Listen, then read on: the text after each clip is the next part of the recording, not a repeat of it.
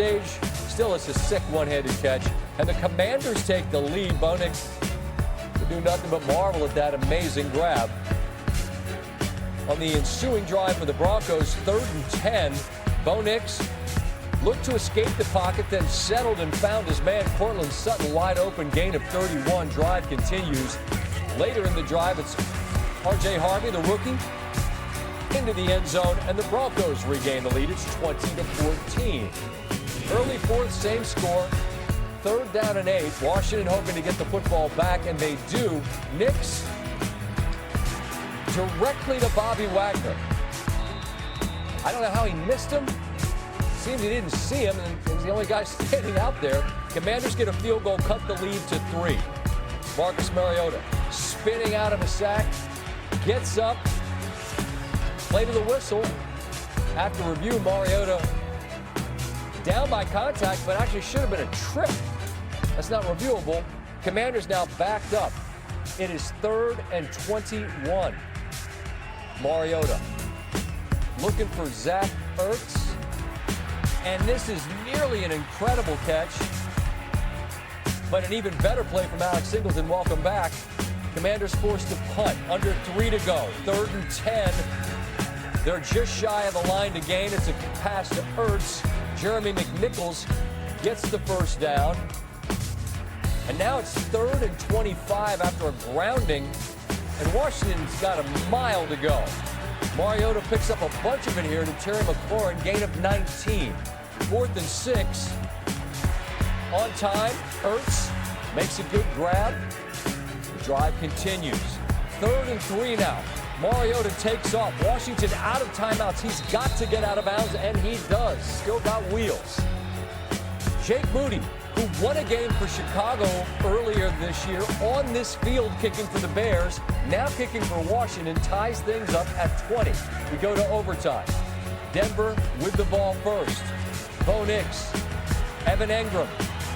He's got a burst of speed, and he's to the basically 10-yard line. A couple of plays later, it's R.J. Harvey. With Dobbins injured, it's his show for now, and he is in for the 2nd time in the game. And Denver has a 7-point lead. Ensuing drive for the Commanders. It's down to this, 4th and 6. Mariota is about to be sacked, but this is critical. He's able to get the pass away. It's deflected and actually picked by Denver. However, Talanoa Hufanga is there early into the back of McNichols. That is PI. 2 plays later. 3rd and 4. Mariota. Down the middle, it's Terry McLaurin. Touchdown, Washington. But there's a flag, and it's a hold on Washington. So now 3rd and 14. They split Debo out wide. Can he get in? No. He's just tripped up shy of the goal line. And so Washington has goal to go. 3rd and goal. Mariota backing up. He's got Ertz, and Ertz cannot hold on. So now it's down to this. 4th down. They run a pick play. Just don't want to get called for the pick play. They send Debo out. McLaurin squeezes inside. Scary Terry, touchdown. Immediately they say, let's go for 2. Mariota backing up, and it's deflected by Nick Bonito. And Denver wins by 1 in overtime to move to 10-2. Tim Hasselbeck is here, as he is every Sunday. And whether it's Chicago in the NFC or Denver in the AFC, so often we find ourselves dissecting how. Doesn't matter how, does it? It matters that they got 10 wins. Are you going to show us that last play? Point play, we'll look at it, yeah. Oh, because Washington has it, but then they don't get it. What happens? Well, so Washington does have it, but Denver also makes a play. So what's interesting is they start the play. Here's the back in the backfield. He started off in here. Hufanga was out here with him. So he motions back inside. He goes to follow him. That's an indicator right now it's man coverage. And that is exactly what Washington wanted, because if you look out here, you have man coverage across the board. It's man coverage right here. And so what they're going to end up doing is they're basically going to run all this traffic with these 3 receivers, because remember, Hufanga, who's covering the back, he's out there. Got to get through the wash. So you got to get through the wash is exactly right. Now, what Denver does that ends up being great for them in terms of what happens is they're bringing pressure. Here comes Singleton in here, and they got edge pressure. So as we play this forward, you're going to see what happens.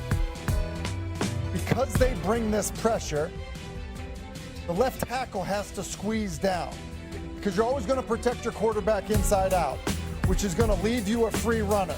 So here's your free runner. So like that's the genius of this right here, hands in the face, because Hufanga is not going to run through that traffic. It's going to be a walk-in two-point play, and that right there is the difference in how you get to 10 wins. So listen, you're in man coverage, you're not afraid to play it down there, and you're also not afraid to bring pressure down there. You just got to trust that your guys get home. They did a pretty good job of that most of the night. And I say it so often, I get sick of hearing me say it, but you've got to win the coin flip games in this league. And this literally, as you just diagrammed, comes down to the difference between winning and losing was one play. And Denver bringing, arguably, Surtain was the defensive player of the year, but Benito is as valuable a player as they've got on that side of the ball. That's why they win the football game. It is, and it's also, you get the opportunity to play a team that has the opportunity to tie the game with time left, and they say, no, you know what? 3-8. Exactly. But what happens if it's a team that's, in a different fight in terms of in the playoffs? Like, are they as aggressive in that spot? Or do you do that? I'm not sure you do. Ties are pretty valuable. Just ask Green Bay, right? I mean, if you end up in a tiebreaker scenario, that tie can be a huge differentiator. But just in terms of what has most impressed you, body of work on who this 10-2 Denver team is, I feel like we do dissect and nitpick because I think there are things to nitpick about them. But at some point, you're 10-2. Enough nitpicking. So we talk about me to myself here. No, but winning close games. You and I talked about that. Right. As we're watching the game. Details matter. Like everyone's coaches say, it's a game of inches. Yep. It's because details matter. Good coach teams are good on the details. Well put. And those are the details can win you a game, and they did here. Let's pivot to the game of the day. And then Broncos taking on the Commanders. Commanders down 3 or 4 seconds to play. Jake Moody, let me be your hero. Send it to overtime with a 32-yard kick. 20U. In OT, Broncos 1st and 10 near midfield. Bo to Evan Ingram. Thought he was going to get all the way in. Nope, down at the 11. Later in the drive, 2nd and 4 from the 5. RJ Harvey. My turn. And in he goes. Broncos had the ball first. They took the lead first. It's 27-20. So this is the last chance for the Commanders. 4th and 6. Marcus Mariota's throw is tipped.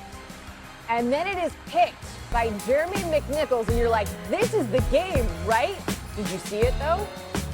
If you missed it the first time, there's the flag, and that is clearly pass interference. So it's 1st down, new set of downs for the Commanders.